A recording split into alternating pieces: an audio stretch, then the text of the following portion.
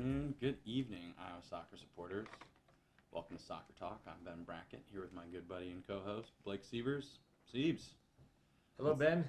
How are you, man? I'm good. We're we're doing a little first-time thing right now, right? In-person intro, but I think we've done this before. main part. Oh, you're right. We haven't mixed them up, have we?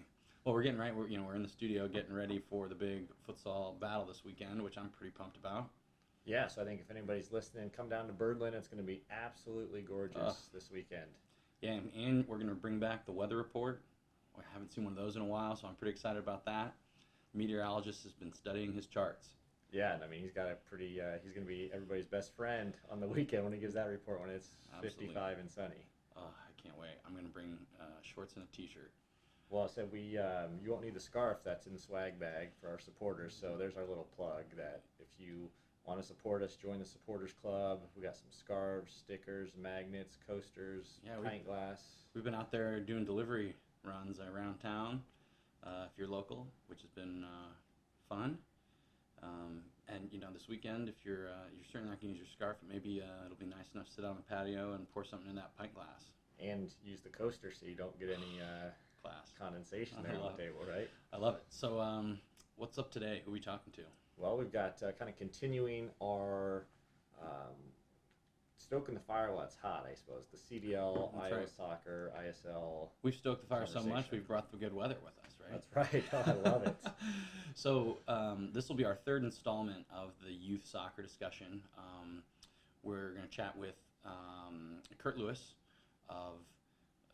he wears a few hats, but he's a part of the ISL through the Prairie Soccer Club.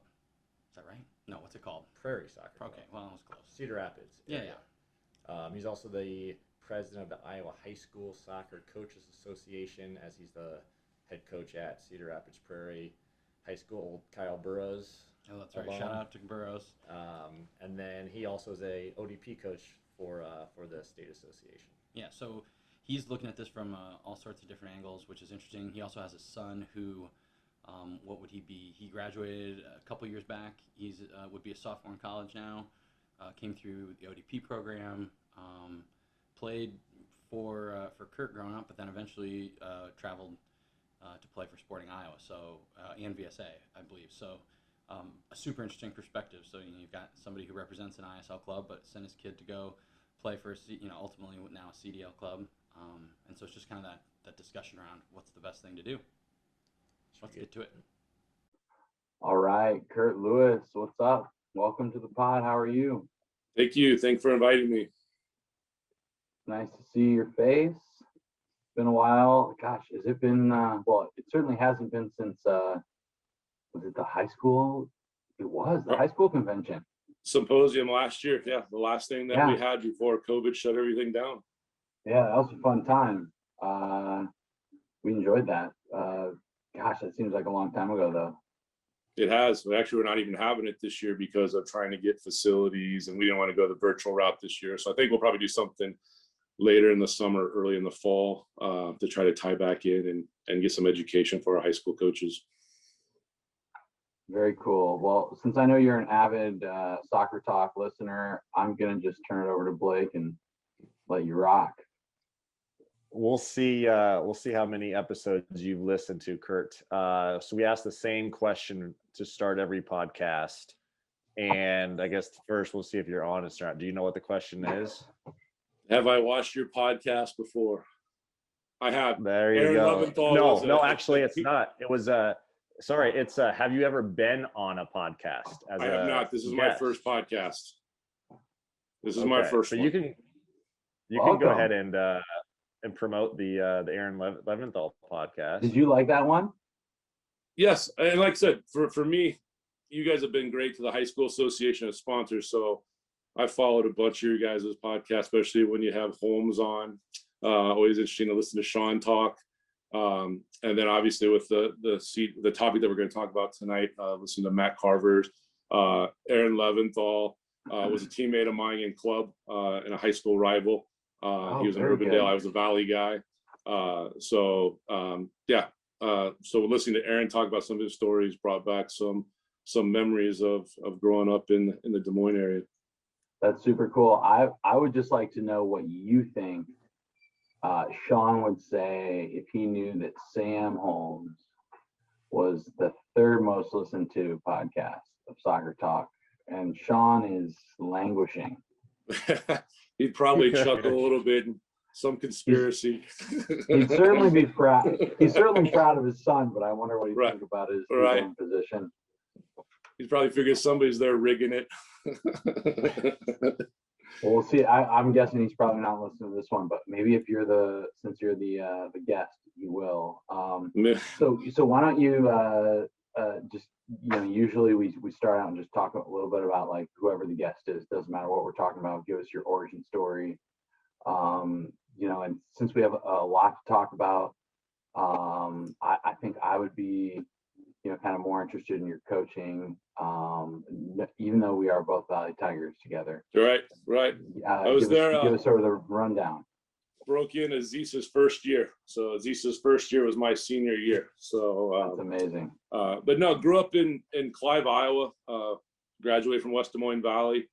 Played for a wrestling coach for my first 3 years of varsity soccer, and then Aziz stumbled in from Southeast Polk and took the Valley gig, and he's been there forever. He's a real good friend of mine, a good mentor. A funny story, on the short time I was there with Aziz, both his boys were named after German soccer players. And I told him, if I ever have kids, I'll name my first son after a German soccer player. And we had our first son, named him Mateus. So that's kind of a correlation between Aziz and I. But, we talk on a regular basis during the season leading up to the high school season. Hold on. So who are Aziz's kids named after? Who's all, like, I know Alden and Andreas. I coached Alden. I know Andres well. Yeah. So those are the Andres Iniesta? Probably not. No, so who? no, German. So Andreas. German, man. Yeah, German. See. And like I said, his first year, his wife Annette, and I forget which one, but there's in a stroller. She had every game in a stroller. They were just excited to. I mean, that's where we played. Andreas is the older one. I believe so. Yeah. So it was just kind of a unique thing that we said that if I was fortunate enough to ever have kids and a son, and we would name him and see if it became a soccer player or not. And we're fortunate that my kids are hanging around a lot at the soccer field, so they've grown up on the soccer field, and they both have an interest that their dad has, and we have a good relationship there. Well, I've got my first question for Aziz. Then when he comes on the pod, I know where I'm going straight at him. So That's right. We're always one of his favorites. You're one of the top 5 players ever. So he always has his, but like I said, he's been great, a great mentor for him. From there, I went to Grandview College for a semester. My mom had passed away of cancer, had developed cancer my senior year in high school. So I decided to stay local. And at that time, Grandview was a much better program than Drake.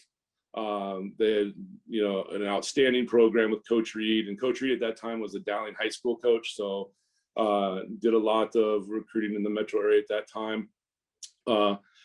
After that, just decided to transfer again because I, just wasn't where I needed to be, and ended up transferring to Drake. And was there for a year and just needed to get out of Des Moines. And then ended up, Aziz ended up helping me going through the recruiting process again, and ended up at Mount St. Clair College in Clinton, Iowa. And it was a brand new NAIA school with a ton of money. So the scholarship was very nice. Was able to come out with no debt, and was able to start a program from scratch, and was there for 3 years. Graduated from there. In the meantime, when I was coming through it, I did some coaching with West Des Moines Soccer Club. Our director of coaching at that time was Tadio Concalves. Was the first real paid director that West Des Moines had. So that kind of got the itch into coaching. And then had networked with, at that time, Matt Kennedy was with Iowa United at that time, and had invited me to do some ODP coaching with him. Went through my licensing work at that point in time. And then when I was out at, after I graduated at Mount St. Clair, in the meantime, I picked up a high school job at Clinton Prince of Peace, which is a small private Catholic school there. So I got my first hands of coaching there. We had girls on our boys team. After a couple of years, I ended up starting a girls program there at Prince of Peace as well. In that time frame, took the quick pathway and became the head women's coach at Mount St. Clair at 24. And then was the head women's coach there for 3 years and the head men's coach there for a year. And then I left and became the head men's coach at Cornell College in Mount Vernon, Iowa for 4 years. And then when we moved out to this area, got in with Heartland Soccer Club, and then got in, was still involved with some ODP work. Cedar Rapids Prairie High School coach since, what is it here? Since 2004. I've been at Cedar Rapids Prairie. And then in 2007, Prairie Soccer Club was kind of started, but then I came in as their director in 2007. So I've been at PSC since 2007, and then got back into ODP again the last 3 years, and then the president of the Iowa High School Soccer Coach Association the last 3 years. Busy guy. Yes. And is soccer your full-time job? It is. With being the director in the high school, it keeps me busy. It gives me the flexibility during the day to be able to go to school if I need to. If when Mateus was in school, or now Gavin in school, I can go and be there and go to events and all that kind of stuff. So it fits us well. My wife's in sales, so she travels a lot. So it's a great relationship. It allows me to do what I love, and she gets to do what she likes to do. Great. Steve, do you want to take it? I know you've got questions lined up. He's just got his notes. And other thing is, when I played, I did not play left back. All right, and end the podcast. Yeah. So just to show that I do watch the podcast, You've never played left back, or you don't? No, I played a forward right back? And center back. Center back, I was fast growing up, so I played forward and I played center back. Fair enough. Down the spine of the team, he was just a little better than we were, Ben. More speed, less skill for me. It was a ton of speed, less skill. So good finish. I played forward in high school and center back in club. I'm a little. So did you ever, really quick, did you ever coach for Iowa United? I did not. I interviewed with Frank Gurnick. He was one of the guys that I did ODP with as an assistant coach. And when I graduated from Mount St. Clair, before I was going to stay out there, I came back because I was thinking I wanted to come back to Des Moines. He brought me back in for an interviewed, but I lost out my position to a volunteer in Bill Keppen. Oh. So free versus paid there. So I stayed out on the eastern part of the state. I wore my Iowa United sweatshirt tonight for Carver because I want to see if he's following. If he is, he's gonna. Hopefully he'll like this, and I hope he doesn't take the logo.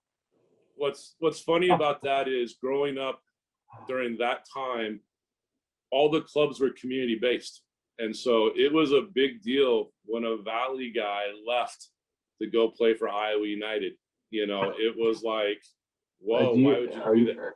Are you giving me a hard time in specific now? I'm saying early on, that was a big deal that if you left West Des Moines, it was either because you couldn't make it at West Des Moines. That was like a massive deal in my soccer career. For honestly, like when I was 11, I played West Des Moines from 5 to when it was select time, and I thought Iowa United I liked their coaches. It seemed like they were coaching more technical stuff, so I switched clubs, and it was like I got I felt like I was like the biggest outsider at school. It was really weird. But then so we lost every single game when I was U11. We got crushed. We were terrible. And then we got some other good players, like Blake came when we were U12, and then U14, Steve, best year ever, right? So I can tell you Yeah, that. So State Cup, when we won State Cup, Curt. We beat we beat West Des Moines, who pumped us for like So 4 when years straight. when I graduated in '92 and I went to Grandview in the fall, I withdrew a couple weeks into the season, like I said, after my mom passed away. So I still had eligibility, or I was still young enough to play club soccer. At that time, it was U12, U14, U16, U19. It wasn't this every single Sure. year to win a state title type of thing they have now. So I went back, and at that point in time, they had made a push for me to go to Iowa United. And they were the better team at that age group at that time, because there were a bunch of younger guys, a lot of Roosevelt guys. It was a big rivalry at that point in time: Valley, Roosevelt, Valley, Urbandale, Roosevelt. And I was going to go to Iowa United, and I took so much slack from current players, parents, and that how dare you leave? So I ended up playing State Cup for West Des Moines Soccer Club. We lost our last State Cup. Iowa United won it that year, and everything. But it was a big deal that if you left West Des Moines Soccer Club to go to any other, to a point that when Aaron was talking about the year, he played for Urbandale, the Urbandale guys wouldn't come to West Des Moines. We couldn't do anything together. So they put us under Greater Des Moines Soccer League one year just to get all the best players from Dowling, Valley, Urbandale, Roosevelt on a team. So one club couldn't take credit for the State Cup, but Greater Des Moines Soccer Club took credit for, Genesis winning State Cup. And then after that, we're just like, no, you guys got to come back to West Des Moines. So everybody then came to West Des Moines the last year, and it was West Des Moines Genesis that won State Cup again. So it's funny how that stuff goes. Kind of ties into where we're at obviously today, because things kind of don't change over time. But yeah, it was a big deal that if you lived in the West Des Moines school district, you did not leave West Des Moines Soccer Club. So we might have to do a history lesson on that sometime, because it's funny to think about how, like when we're telling these stories, how much they sort of ring true to today. So Blake, what is one of our favorite things on Soccer Talk? Well, first, we like firsts, but it's not a first. We love segues. Segues is one of the things we love. And so that brings us to today's conversation about the ISL and the CDL. Obviously, Blake's been paying attention to the conversation. So,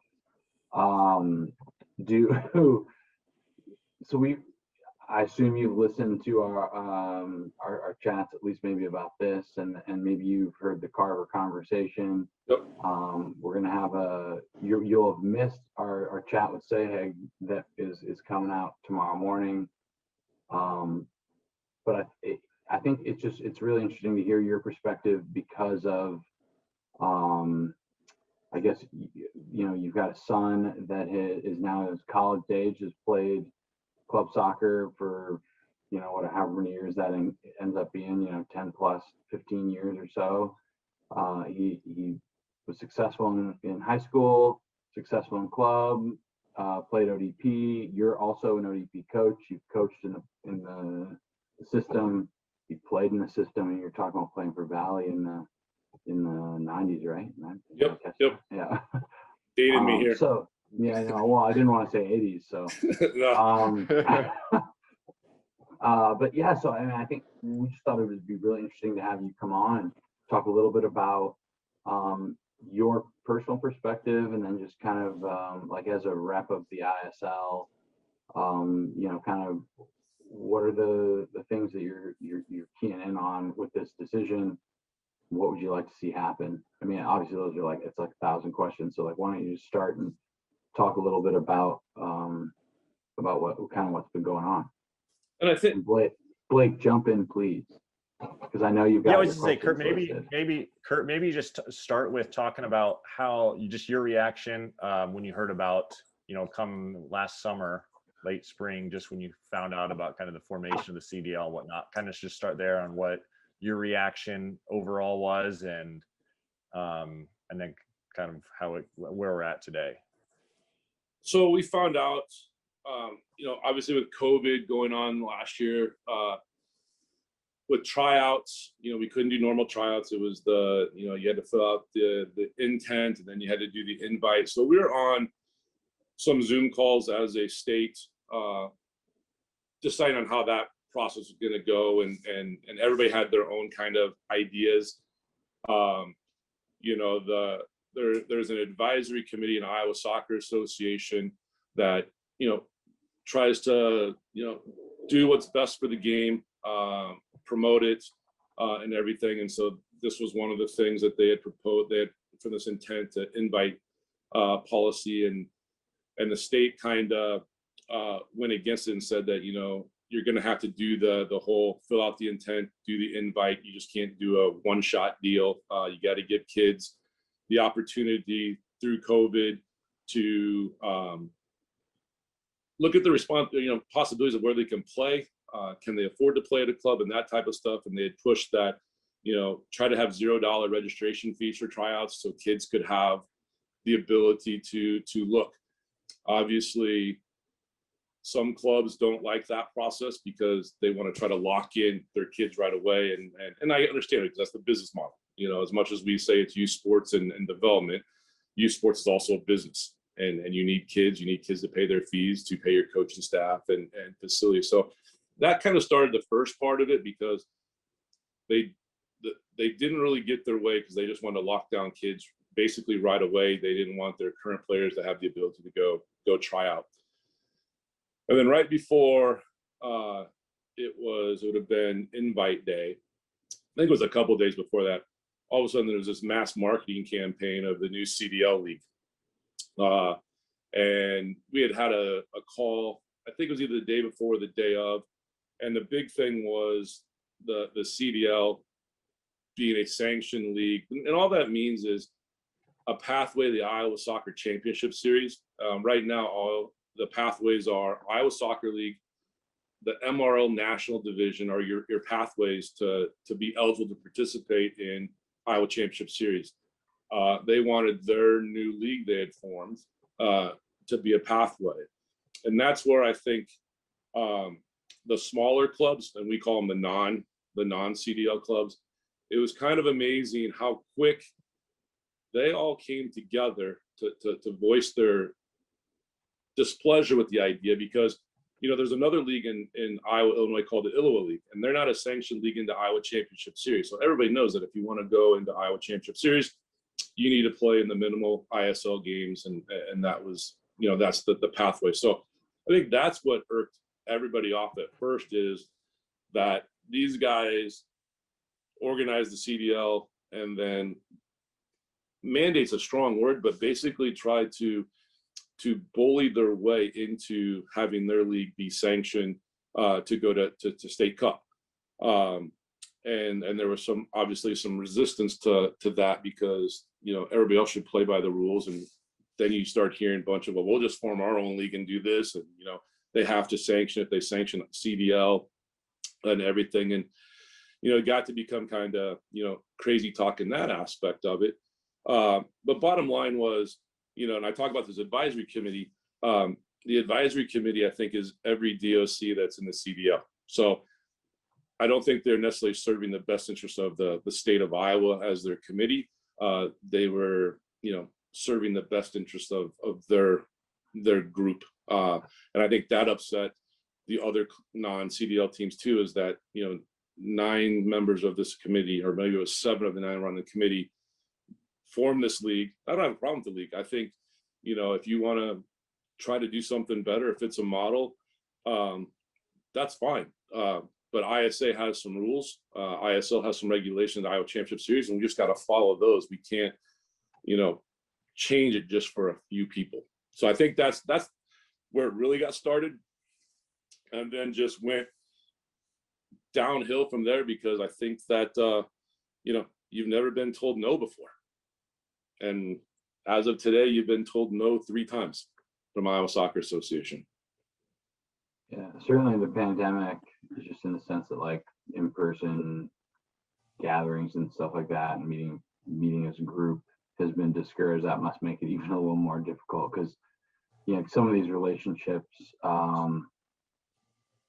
they're long standing. like, I think there's a lot of politics probably involved in this that the average parent or player is not even really considering. Well, I mean, the thing for me has always been, I think we have a duty to be as transparent with our parents, our paid customers, if you're charging for fees and whatnot to your club. And, when we were at that point in that first initial meeting, right before it would have been invite day, when the group from CDL was potentially threatening to pull all their club teams out of ISL and go US club soccer route with COVID and everything, and knowing how you're doing the whole intent to invite, if I would have accepted my bid at one of those clubs, and knowing that because I went to US club soccer and left Iowa Soccer Association and didn't play in the Iowa Soccer League, that I was now ineligible for Iowa Championship Series play.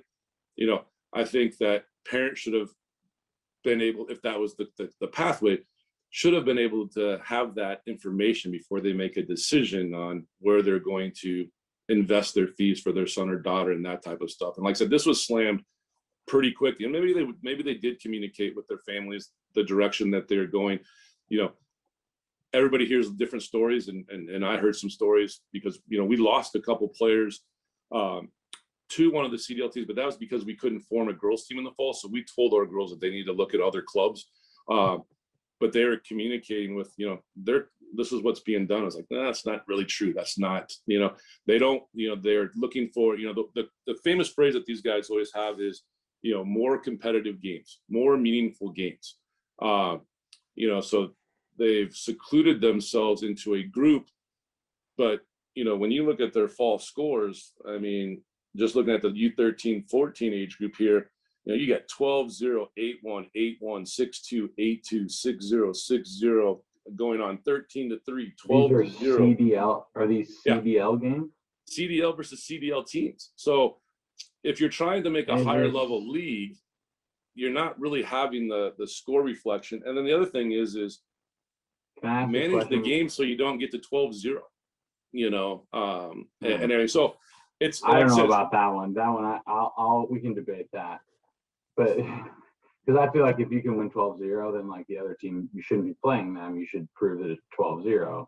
But if you're getting beat 12-0, are you really a CDL caliber? Oh, but so this is my question. Is, so like if you're the first team for whatever, team A, playing against are you in the CDL if you're playing against like the third team from, or are you just saying like literally it's the top team against the top team, and it's just like that's the disparity in some age groups?